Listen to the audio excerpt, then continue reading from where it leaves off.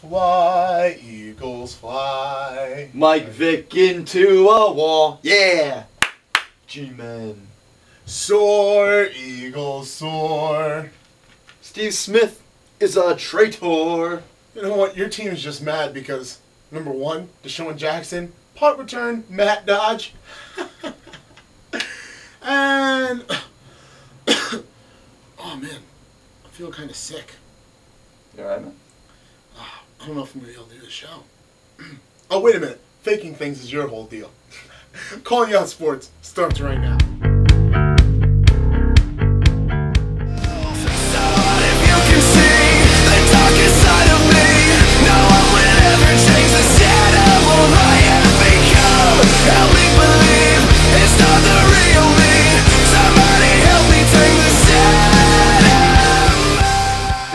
Welcome to another edition of Calling You Out Sports, Week 3. Yep. And this week, we've got a great matchup. Our two teams are going at it. The G-Men take on the Philadelphia Eagles. Josh, your G-Men are just decimated. You got no running game. You barely squeaked by the Rams. You know what, dude? It was a sloppy win, but I'll take it. You know, you celebrated the 86 team, home opener. Easy got off to a little bit of a rough start. But, you know, we'll get into that later on in the show, as we like to say the best for last. But right now, let's get the rest of the league out of the way. We got your Week 3 picks. Yeah.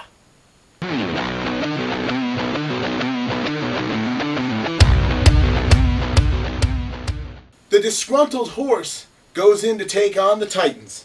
The Titans are really looking like they're getting it together. Once again, this game relies on Chris Johnson showing up, though. Chris? Hey, Chris, where are you? Because the Broncos give up 131 yards a game. Not only that, but they also give up 335 passing yards a game. How is Kyle Orton supposed to compete offensively with that? It's going to be a big day if Chris Johnson shows up for the Titans. I've got the 1-1 Jacksonville Jaguars going up against the 0-2 Carolina Panthers. 7 quarters into his season, after a 4-pick performance, the Luke Count era is over in Jacksonville. Coming into the fold is rookie Blaine Gabbert. To say the least, the quarterback situation in Jacksonville is fucked up. Now here's some food for thought. If you thought all along you were going to cut David Garrard, why wouldn't you get Blaine Gabbert in the preseason and give him some practice before you threw him to the Wolves? As for the rest of the offense, the Jags looked anemic. Well, outside of MJD, who still had his 90 rushing yards. Now looking at the Panthers, Cameron Newton has done it again. Not only did he throw for over 400 yards in his second straight game, he gave the Packers a run for their money. Take that, Cam haters. Now also for the second straight game, Steve Smith had over 150 yards receiving. When it's all said and done, the bottom line is this. Cam Newton's due for a win now. I got the Panthers getting their first win of the season over the lowly Jaguars. Next, we got the Kansas City Chiefs going up against the San Diego Chargers. One team's going up the elevator, another team's going down. All right. I know I said last week the youth movement might be dead, but this week the youth movement is officially dead. Truly, there is nothing that the Kansas City Chiefs have that are going to stop this Chargers team. However, after the debacle that happened with the Chargers going up against the Pats last week, Norv Turner should start thinking about his job. The Chargers have got to win this game. Fans are screaming everywhere, when are you going to win the big one? Norv Turner can take teams only so far. I think the Chargers have reached that point. But with no running game and the passing game going awry, it's going to be a long season for the Kansas City Chiefs. As they go 0-3, I got the Chargers over the Chiefs. We got the Lions and the Vikings. Whew. One team is getting better, and one team is getting worse. The Lions pounded the Chiefs 48-3. Shame on me for not betting on that 8.5 point spread that they had going. Well, the Vikings lost yet another game. Now, I know Donovan McNabb's my boy, but I don't see any improvements with this Vikings team with him. We got AP, who once again was in beast mode last week, 120 yards, 2 touchdowns. I mean, how much can AP do? He can't win the game for you. I'm not feeling very good about the Minnesota defense in this either, Marty. They've given up 24 points a game so far. The Lions, well, they've averaged 37.5.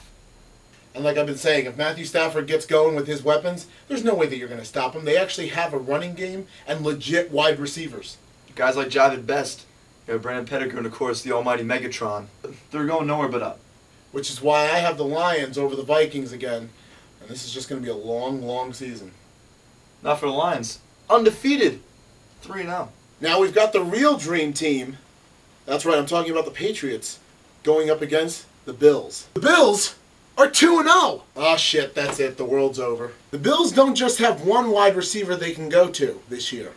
Between Fred Jackson and Steve Johnson, this team has been on a roll.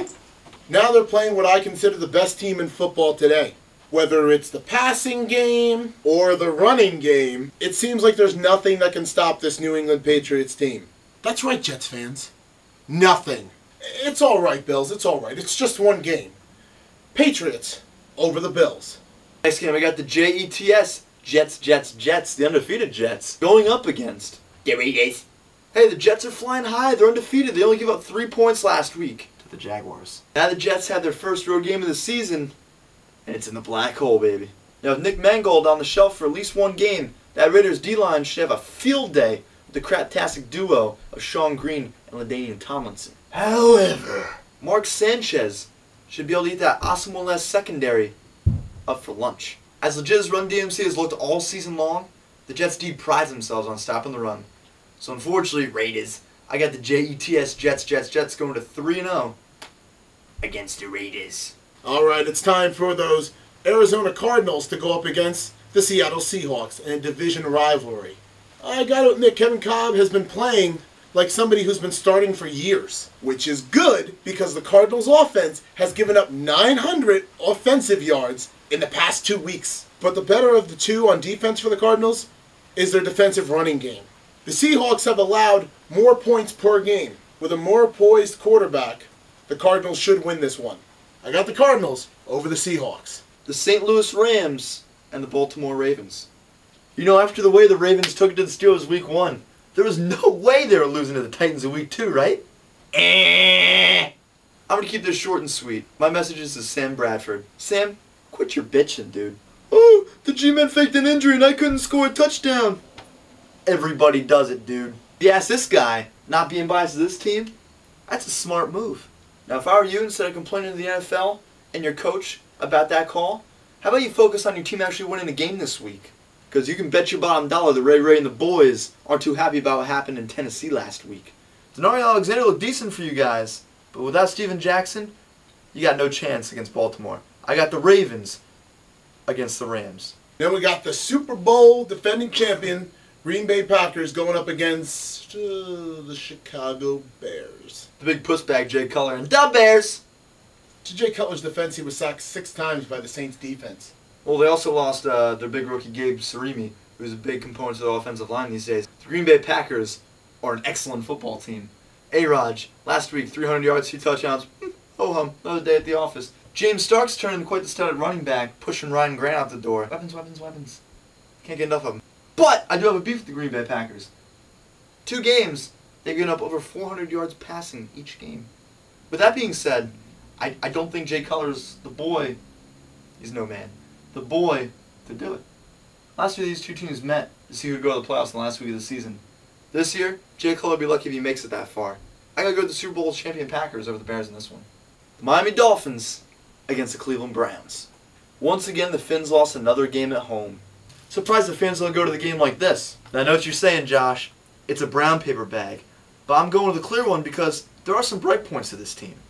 Daniel Thomas made his NFL debut last week. He looked pretty good. 100 yards slicing through the D. Reggie Bush might be taking a seat on the pine soon. Once again, that pass defense was awful. And it doesn't help when your kicker can't kick a 30-yard field goal. Or a 20-yard field goal. Or any field goal. But hey, look at it this way. You're on the road this week. You might have a chance. I'm not ready to give it to you yet. Hey, the Brownies didn't look too bad last week knocking off that sorry excuse of a team called the Indianapolis Colts.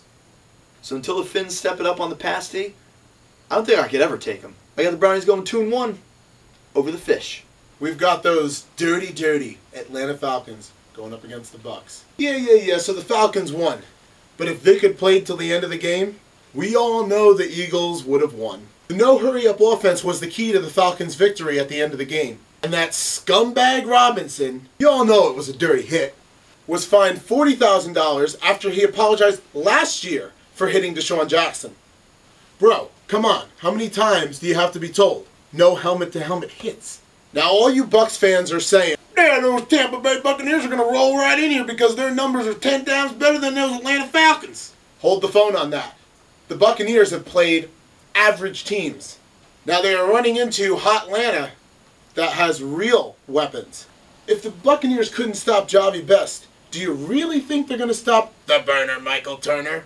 Enough said. Chalk one up for the Dirty Birds. I got the Falcons over the Bucks.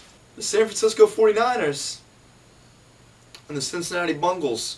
You know, about 25 years ago, this would have been a damn good matchup.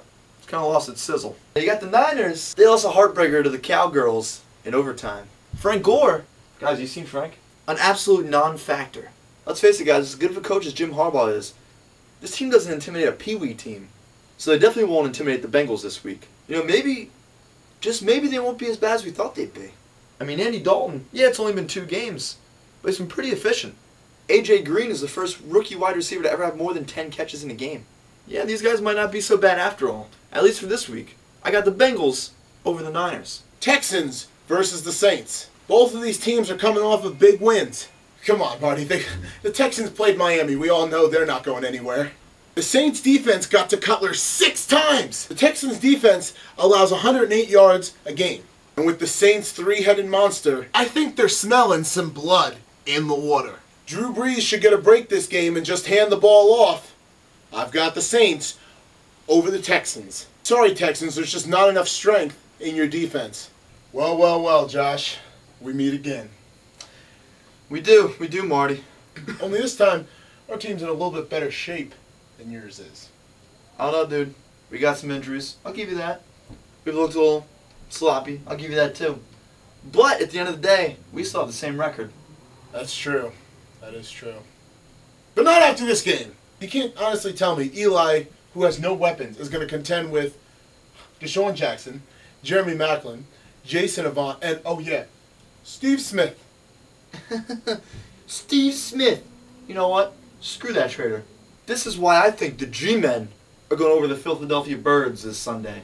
First of all, you want to talk about how Eazy-E doesn't have weapons? Kind of doesn't. Especially Manningham's hurt with a concussion. Stokely's still getting used to the playbook. But you still got the heart of the offense. And that's the run game. Ahmad Bradshaw, Brandon Jacobs looked a lot better last week than they did in week 1. 119 yards as compared to about 75. Gee, what's that one thing the Phillies defense doesn't do well? Oh, that's stop the run. You can't stop the run. Are you done? No, I'm not done. Look, dude, you gotta admit, the O-line's weak. What's the strongest asset of our defense, whatever's still together of it?